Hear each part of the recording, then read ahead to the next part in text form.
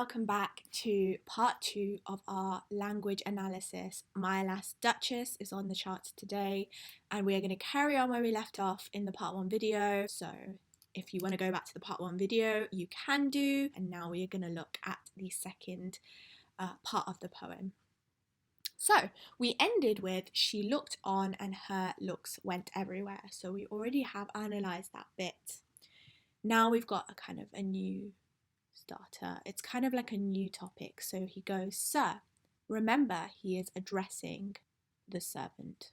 We have talked a lot about the fact that the Duke is using this kind of formal tone of address. He is using this noun sir to really manipulate and give this sense of politeness, but actually he is not a very polite man, and we know that the Duke actually seems to view servants as below him.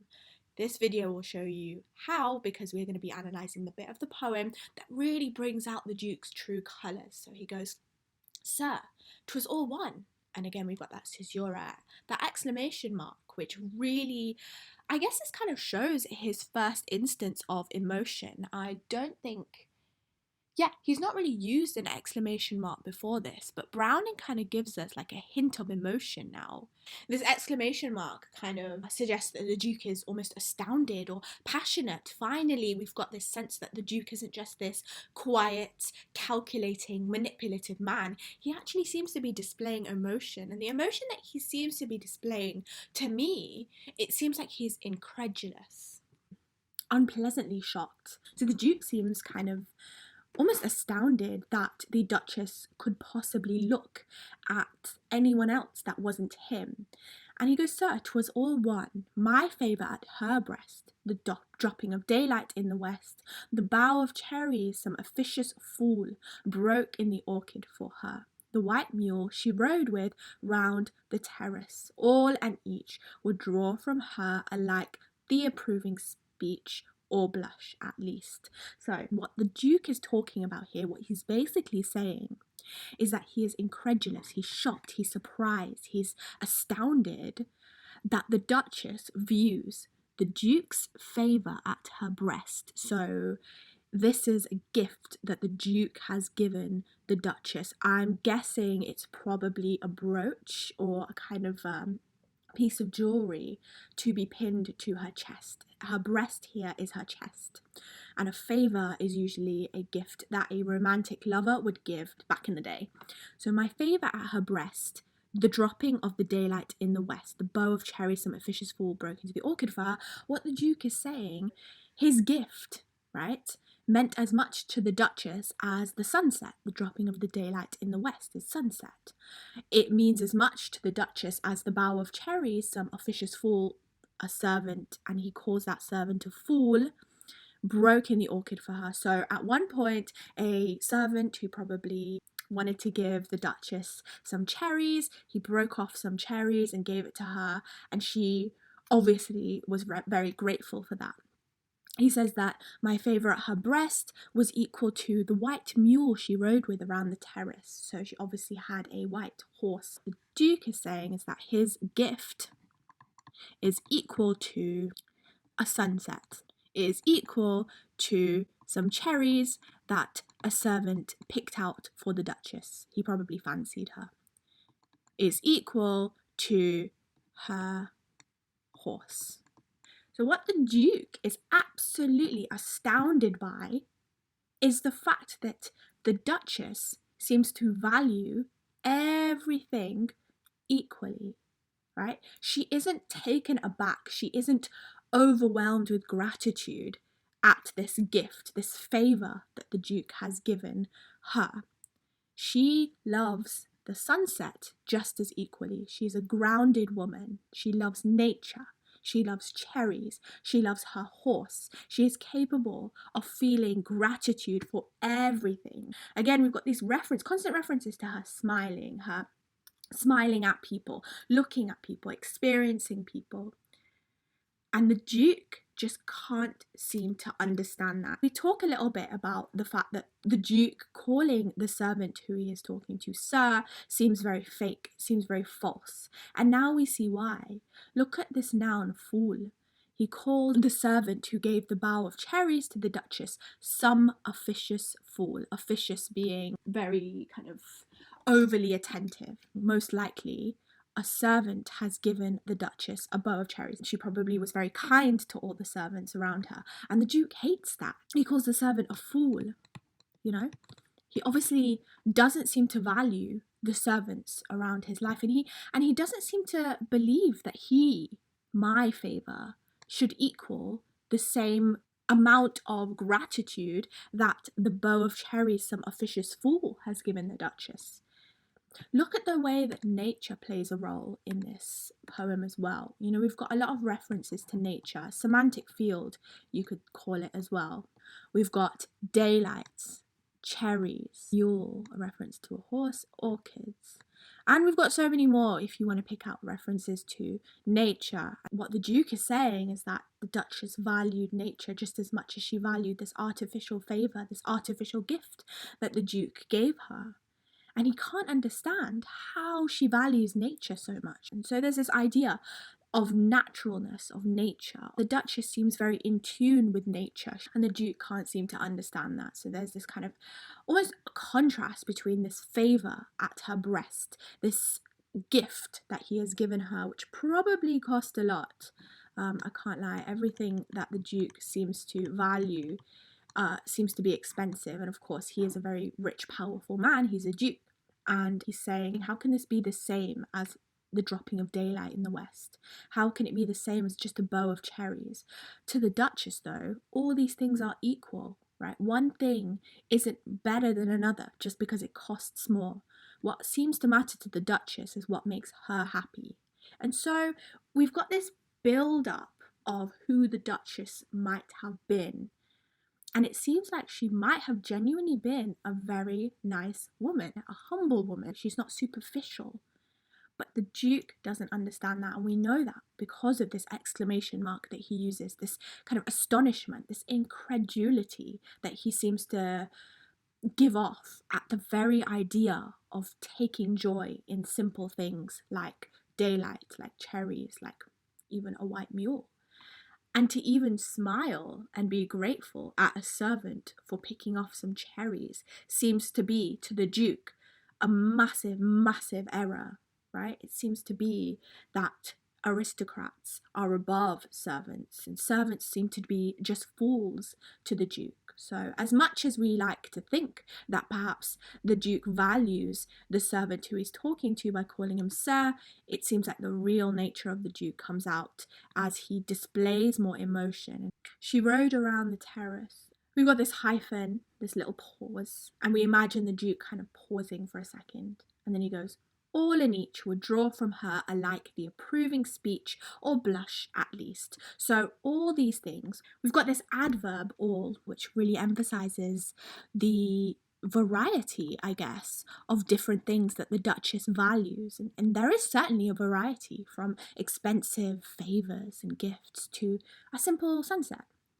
All and each, and again, this conjunction and really adds to the idea of a variety as well. All and each would draw from her alike the approving speech. So all these things would have the same approving speech. She would display the same amount of gratitude. And we've got that adverb alike.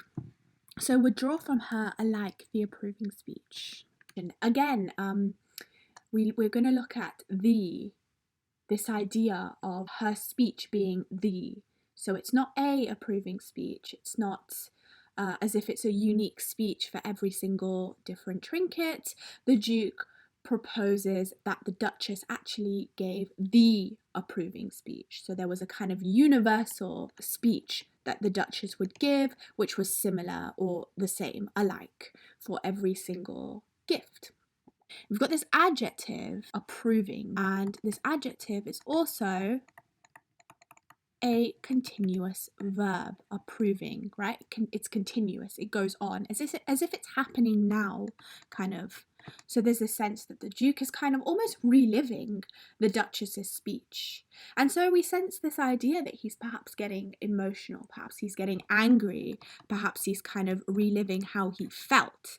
And like I said before, we've got this real sense of emotion. We've got this hint of emotion now coming out in the Duke from the language that he uses, which shows obvious disapproval and annoyance.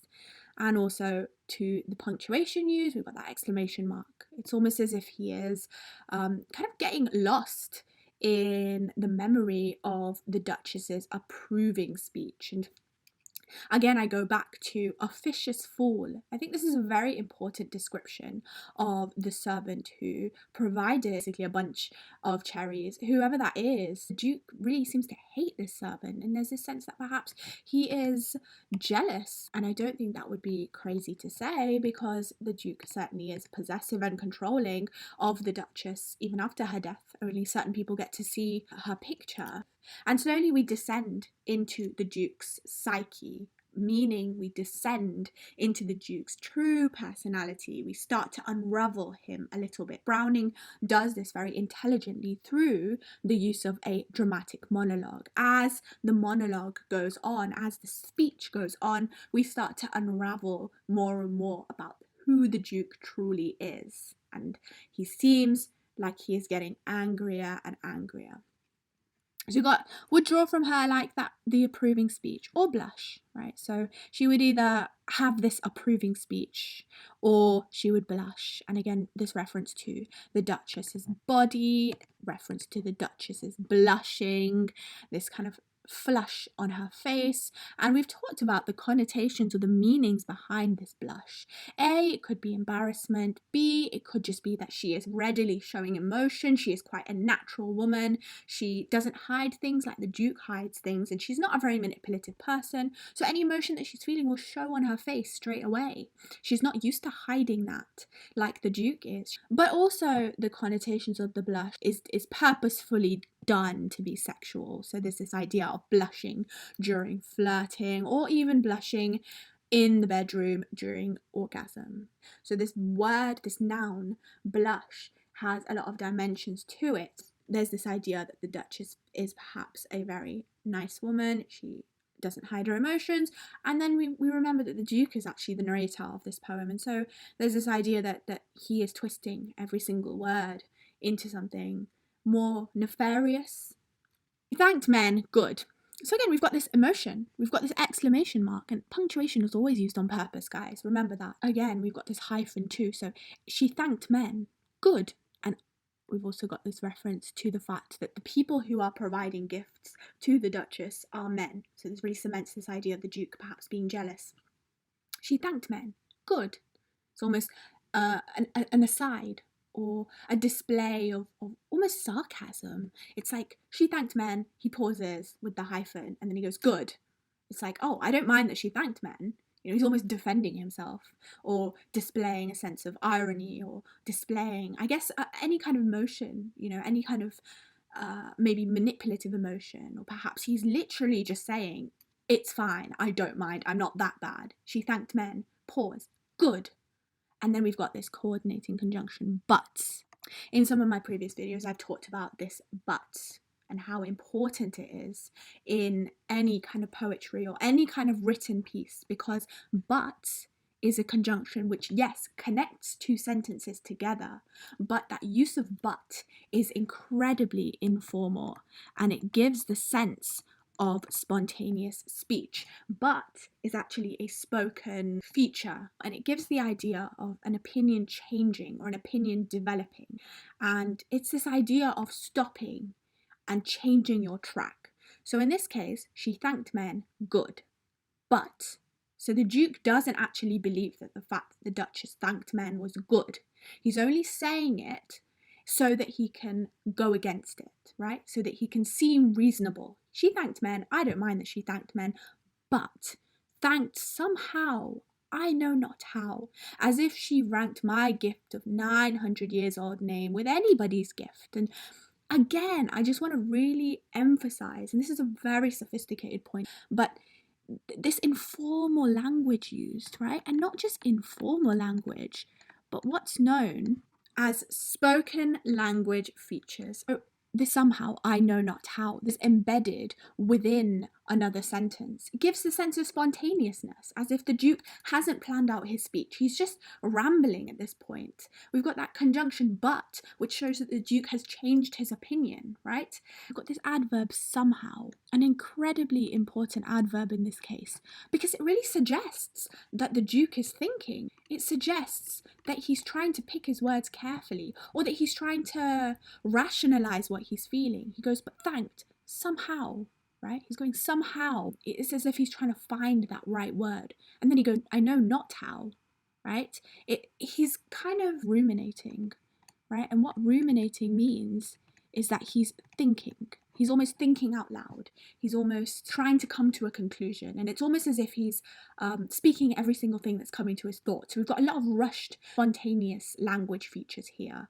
We've got that exclamation good, showing emotion. We've got that conjunction but thanked. Somehow we've got that adverb. And then we've got that embedded clause, I know not how. And then he finally comes to this conclusion. As if she ranked my gift of a 900 years old name with anybody's gift. And here we get to the crux of why the Duke is angry, why he probably killed the Duchess. It's because she ranked the Duke's gift of a 900-year-old name, meaning the fact that the Duke has married the Duchess and given her this title, the Duchess, with anybody's gift. So what he's saying is that he looks down on the fact that the Duchess smiled at other people, just as she smiles at the Duke. The point is, she doesn't give the Duke special treatment. And I've basically written it out here in my terrible writing because I really like this sentence. It feels to me like this sentence is a kind of climax. It's a climax of everything that the Duke has been feeling. Interestingly, the climax kind of happens at the middle of the poem.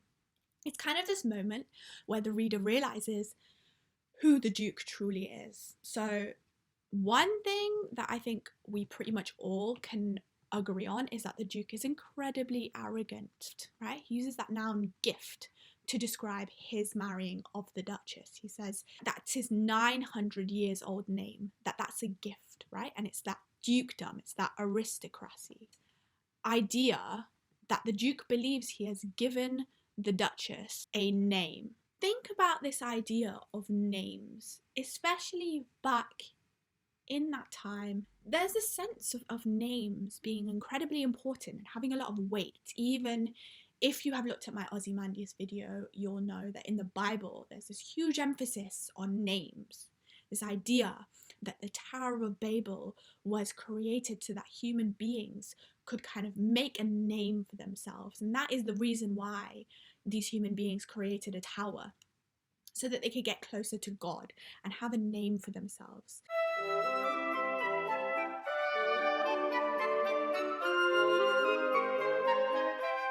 And so this idea of a name being a gift for the Duchess is immediately kind of solidifying how powerful the Duke believes himself to be. There's a sense that the Duke believes that his gift is the best gift of all because he has married the Duchess and made her into a Duchess. And I guess this explains the title of the very poem, My Last Duchess. And we talked in the first video about how she's never referred to by her name, just as Duchess. And now I guess we can see why. Because the Duke believes that the Duchess is his, that the Duchess should be her only name, and that only name should be given to her as a Duchess because it's attached to him. It's his gift. My, look at that possessive pronoun. That's saying possessive pronoun, my gift of a 900 years old name, right? And he's saying it's as if she ranked my gift of a 900 years old name with anybody's gift. We've got that pronoun. And like I was saying, it really cements, it solidifies what the Duke thinks of himself, that he is above everyone else, and that he thinks that the Duchess is crazy for treating the Duke like anybody else, for smiling at other people's gifts the same way she smiled at his gift of a 900-year-old name. And immediately, I think we can make that connection as readers, as intelligent readers, that the favour that the Duke is referring to, remember, he talks about my favour at her breast. We can assume that this is perhaps a family gift, probably something passed down within this aristocratic family. And so it's probably an important symbol, right, of the power that the Duke has, the power that this family has, that this aristocratic family has. The Duke of Ferrara's mum or dad probably passed it down, and he decided to give it to her as a gift, right? But it's more than a gift to the Duke. It's a sign, it's a symbol, it's a representation of power. And the Duchess treats this the exact same as she treats a sunset, something natural that happens every day. So it's equal to a sunset in her eyes, but to the Duke, his gift is more important than nature. He just can't seem to understand how the Duchess can treat everyone and everything with the same positivity, grace, and kindness, because he is unable to do that.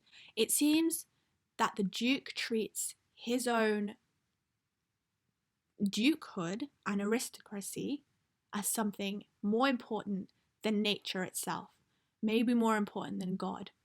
And so, like I said, we seem to be unraveling more and more, yes, about the Duchess, who is the subject of the poem, but what we really seem to be getting at is the Duke's personality, who he really seems to be. And what he seems to be is someone incredibly arrogant, incredibly deluded to think that he is more important than nature, and definitely unsuitable for the Duchess, who seems very young, very humble, and very down to earth. Just quickly, the contrast between the pronoun anybody and the possessive pronoun my. We've got this contrast between two pronouns. My, which is the possessive pronoun, and then anybody's, which is the general pronoun. And it's as if the Duke is placing himself higher up with this possessive pronoun my, contrasted with this anybody. There's this idea that also we've got someone here where he's talking about himself. That's my, that's him.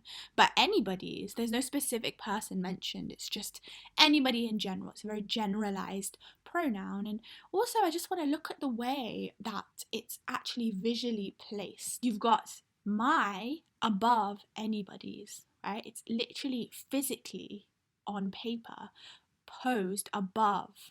And there's the sense that the Duke, of course, values himself above anybody. So A, through this general idea of anybody compared with the very specific my, we know who my is, it's the Duke, he's talking about himself. But we don't know specifically who else gave gifts to the Duchess. And also visually, there's this idea that my is literally physically placed above anybody's on the page. And then we've got that caesura, this pause as if we're meant to kind of absorb what the Duke is saying. And then he has this rhetorical question. He goes, who'd stoop to blame this sort of trifling? And we've got this rhetorical question. A rhetorical question is a question that you don't answer out loud, right?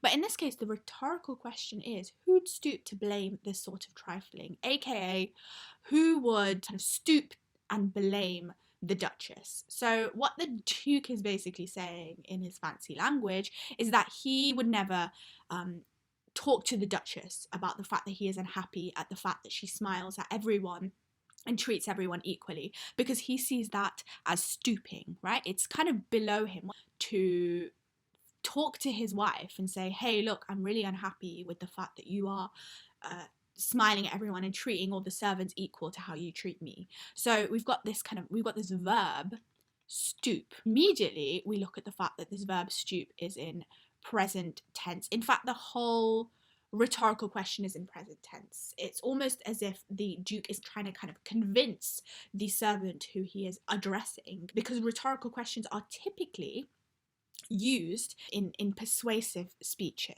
It's a technique, it's a device used to persuade whoever is being addressed. So yes, that paired with the verb stoop, which is in the present tense, it's almost as if the Duke, well, it's definitely as if the Duke is talking to the servant and trying to convince him. You know, he's trying to say, well, I certainly wouldn't stoop to talk to the Duchess about her trifling. Would you? Kind of thing. He's saying that he is above, essentially above talking to the Duchess, and so he thinks he is above. So this verb stoop is also quite interesting because it's that physical nature of stooping. The verb also means lowering standards. This Duke would rather remain silent because he thinks talking and airing out problems, which is usually considered a healthy thing in a marriage, is stooping, right?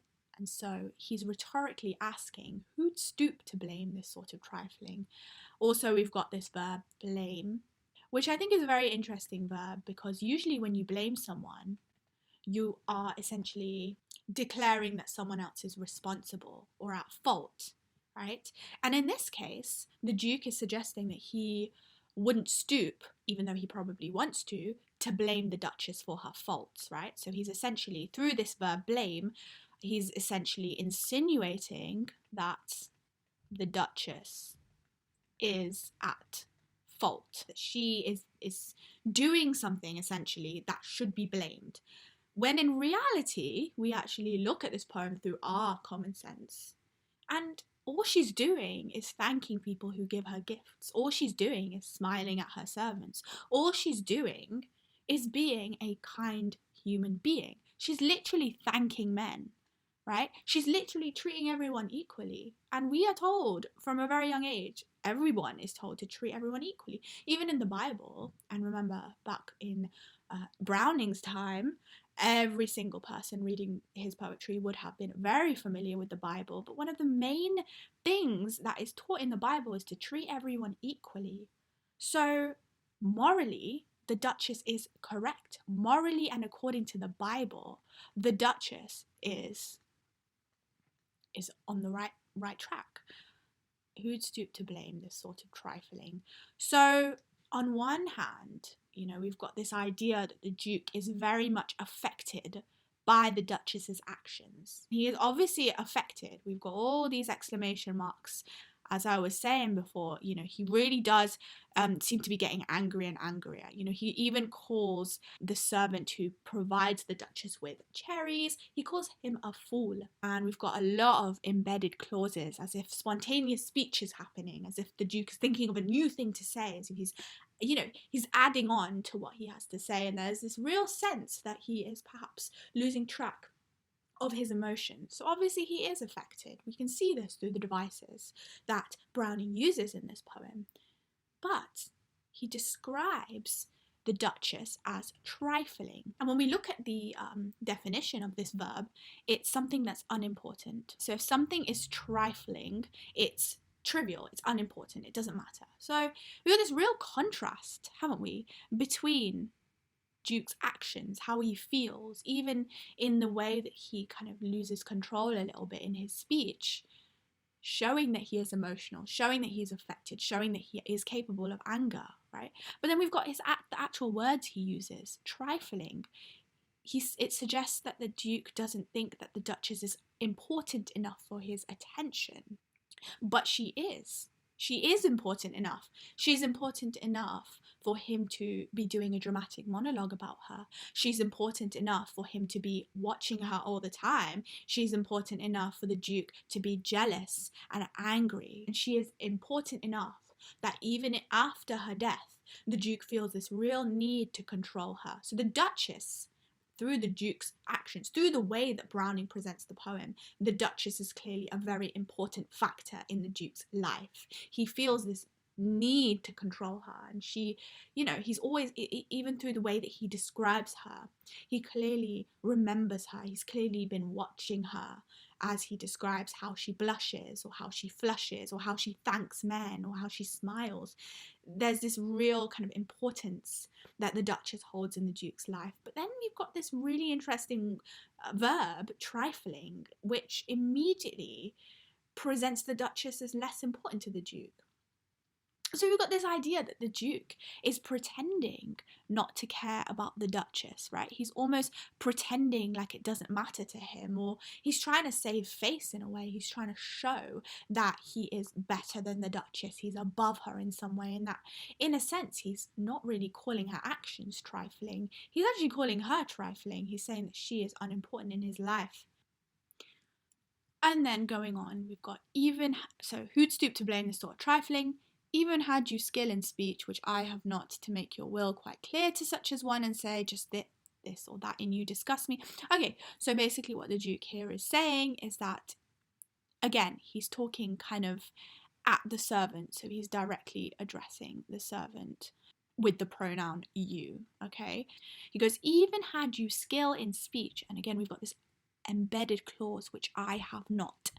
And this is so interesting because essentially what the Duke is saying is that even if someone had skill in speech, even if they were good at speaking, and then he adds as an aside, as an embedded clause, which I don't. So what the Duke is doing is being quite humble here. It's this, again, this fake politeness, fake humbleness, which directly suggests that he is a very manipulative person. Now, the reason being is very cleverly done, because we know from here that the Duke is incredibly arrogant, that he believes his favour, his gift, is better than anyone else's gift in this entire world, and he believes that his 900 years old name is better than any other gift, right? So obviously he is a very arrogant man, and we've been proved that by what the Duke has said.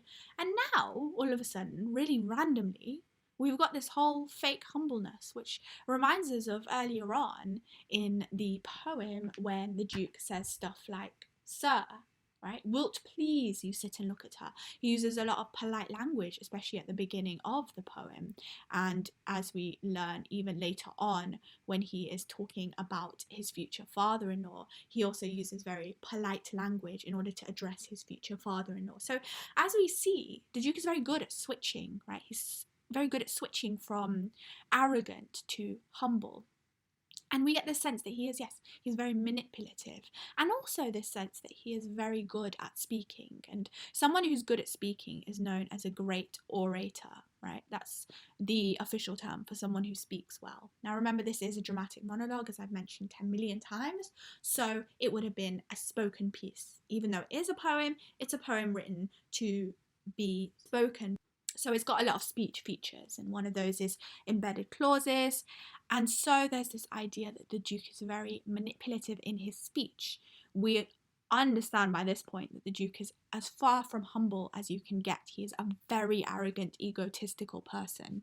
And so this element of humbleness, it's not genuine. It's done to manipulate. It's done to convince whoever is listening that the Duke is a nice man. Skill in speech, which I have not. Now, obviously, we know that's wrong because the Duke clearly does have skill in speech. Again, he is a great orator. So, again, we're shown more than we're told.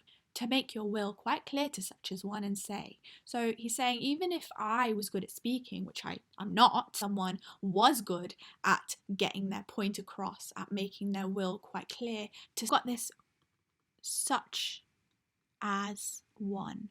We've got this really, like, kind of what's known as derogatory language to describe the Duchess, right? He's not saying, you know, even if I was good at speaking, which I am not, again, this fake humbleness, which, you know, really just kind of makes him even more manipulative than ever, to make your will quite clear to such as one. Instead of saying quite clear to the Duchess, he said, oh, even if I was good at speaking, which I'm not, to make my will really clear, to make my intentions clear to such as one. Right? He's not saying to the Duchess, he's saying such as one. That's how he uses to describe her now. And there's this real derogatory way describing the Duchess. She is such as one. There's almost a sense that she is common. And he goes, and say, just this or that in you disgusts me. But basically, what the Duke is saying, he would never stoop to telling the Duchess how he feels. But if he did stoop, so he's hypothetically suggesting that if he ever did stoop to the Duchess's level, then this is what he would say to her. And what he would say to her is, just this or that in you disgusts me. So we discover that the Duke is clearly disgusted by the Duchess. It's really, actually very harsh adjective, that the Duke is disgusted by the Duchess, or here you miss, or there you exceed the mark, right? So not only is he disgusted by her, but he is overly critical of her behaviors. He says, you missed the mark here, or you exceeded the mark here. Essentially, you're not perfect.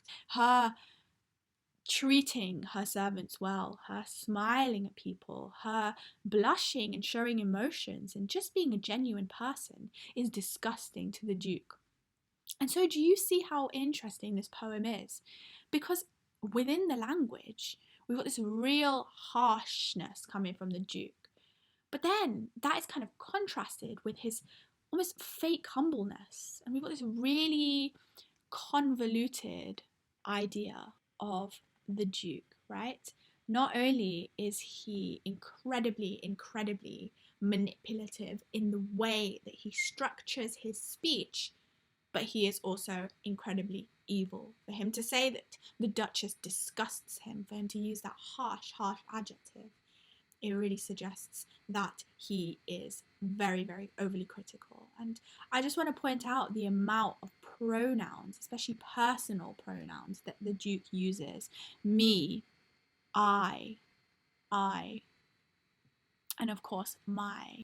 And again, my uses a huge amount of pronouns, as if he's always constantly trying to bring attention back to himself. There's this real sense that the Duke values only himself, and that's really shown through these repeated personal pronouns or possessive pronouns, right?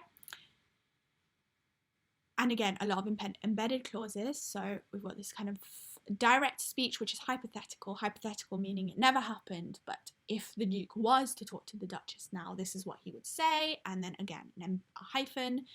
And if she let herself be lesson sown, or plainly set her wits to yours, forsooth, and made excuse, even then would be some stooping. So basically what the Duke is saying here is that even if he did say this to the Duchess, even if he did go up to the Duchess and say, you disgust me, you missed the mark here, and she learnt her lesson, she said sorry, plainly set her wits to yours, right? If she learnt her lesson and she acted exactly like the Duke from then on, even then there would be some stooping. The Duke's intention is not to change the Duchess. He doesn't want to educate her, or he doesn't want to talk to her even. And he says that even if he did talk to her and she changed and became exactly like him, even then he would have stooped. And I choose never to stoop. Again, that personal pronoun I, and I choose never to stoop. So the Duke's worst nightmare basically is talking to his Duchess, right? His worst nightmare is teaching his Duchess a lesson, right? And we get this sense that the Duke essentially just really, he doesn't even want to tell the Duchess about how he believes she should act, because that to him is stooping. And of course we've got this repetition of that verb stoop in its different forms. It's all in the present tense.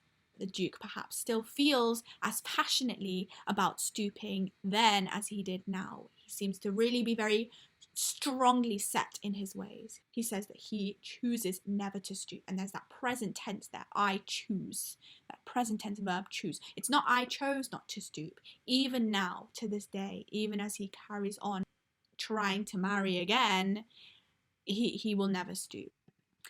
And then we've got the last bit. Oh, sir, she's smart. And again, look at this formal address, sir, constantly repeated, constantly this noun, sir. And, you know, again, fake humble, all fake, because clearly the Duke, he doesn't value anyone except himself.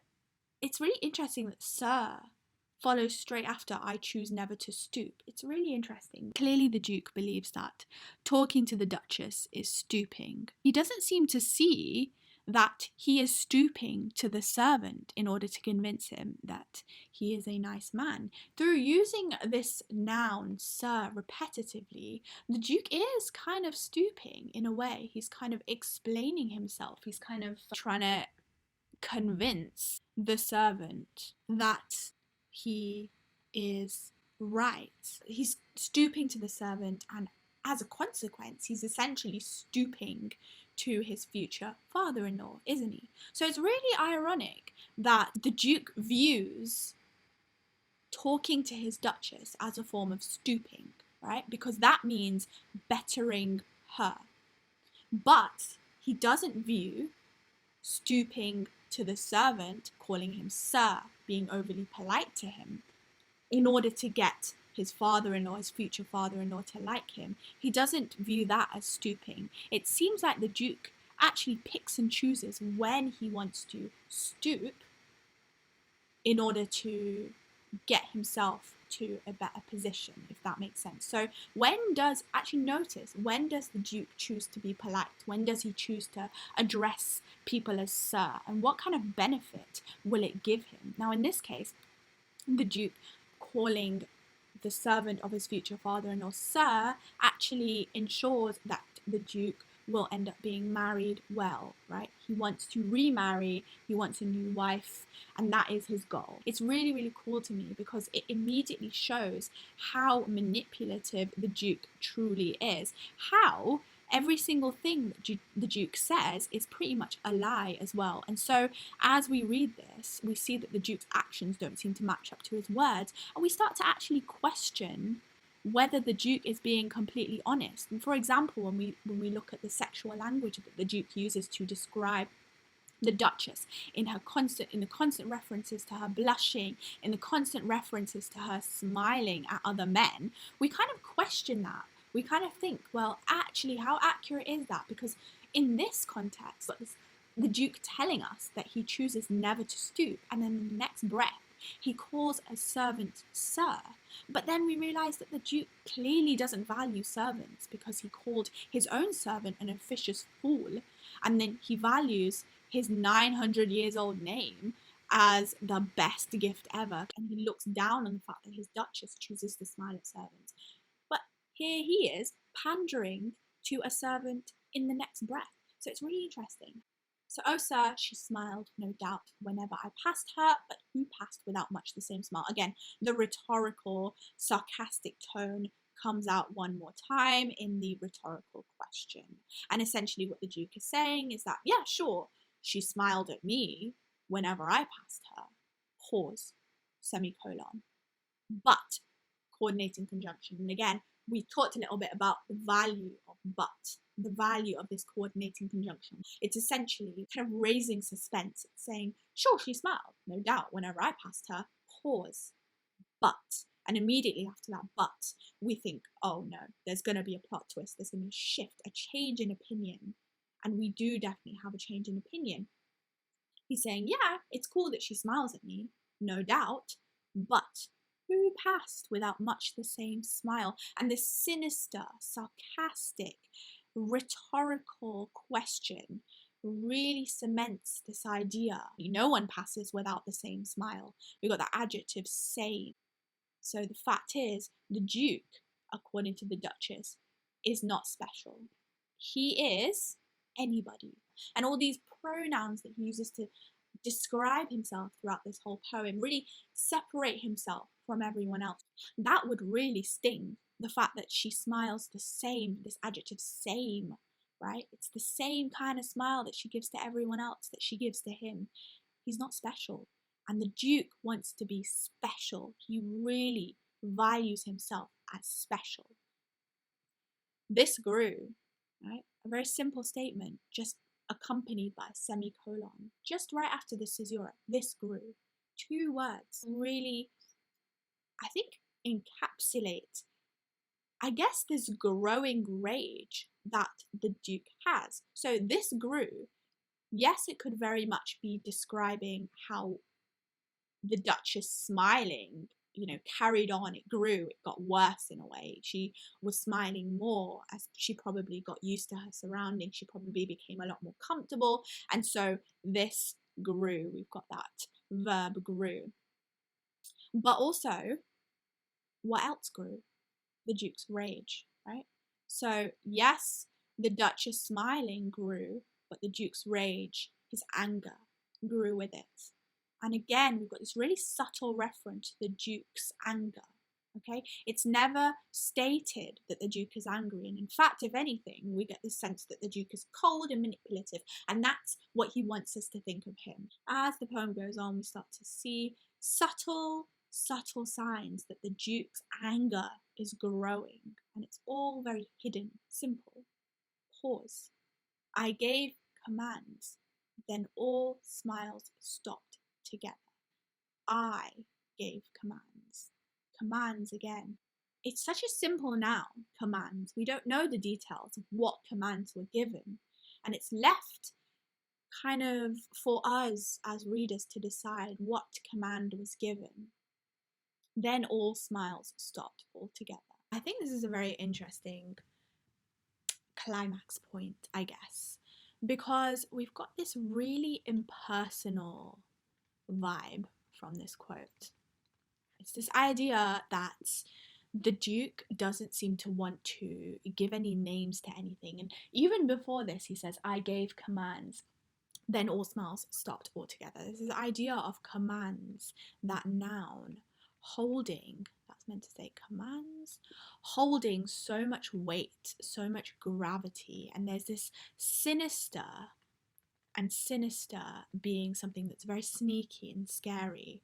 There's a sinister element to this noun commands, which really suggests that the Duke did order for the Duchess to be killed. Now, it's all implied, and what we call implicature is basically the fancy noun for something that is implied. So essentially you could put implicature or you could put implied, but essentially it is implied that the Duke killed the Duchess, or had the Duchess killed, more likely. I mean, he gave commands, and of course as we look through the poem there's a lot of verbs used which are very continuous or present, and it's this sense that perhaps the Duke still feels as if the Duchess is alive and in his control. We've got this element of presentness, as if the picture, the painting of the Duchess is very real to the Duke, and it's so real to the Duke that he only likes to show it to certain people at certain times of the day, as if to exhibit his control over the Duchess through the symbolism of her painting, even after she has died. There's a sense that the Duke cannot give up control of her, or that perhaps he killed her and kept this painting of her up because he couldn't control her when she was alive. He'd rather control her after her death, using this picture in order to continue on this sense of possessiveness, this sense of control. But in this case, there's no present tense. We've got the verb gave. I gave commands. It's past tense.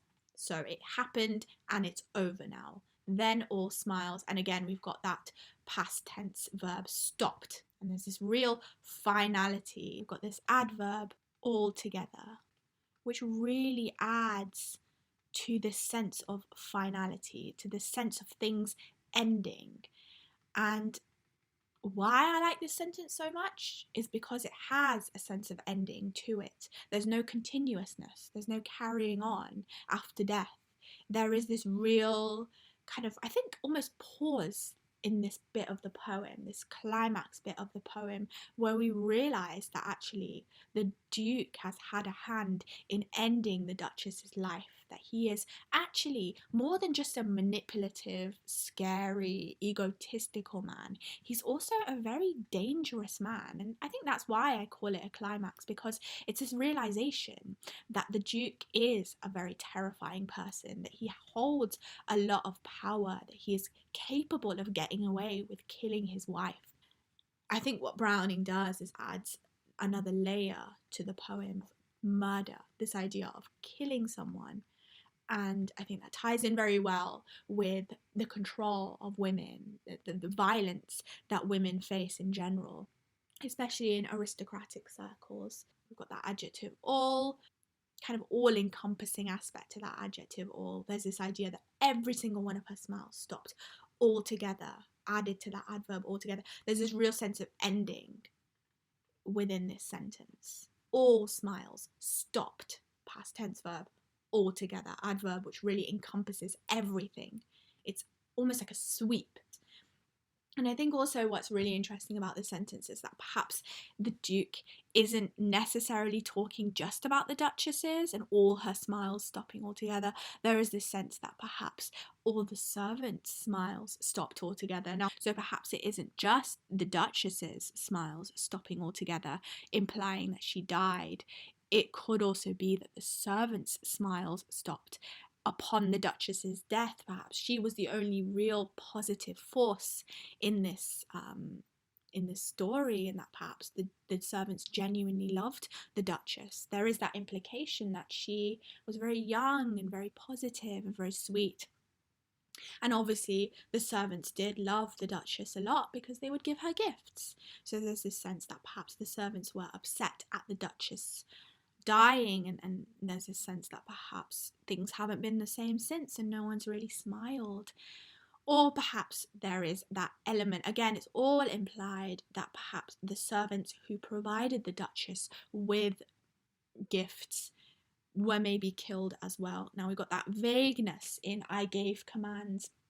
Was the command given to have the Duchess killed, or was the command given to have the Duchess and every single servant involved in making her smile killed as well? Who is the all in that adjective?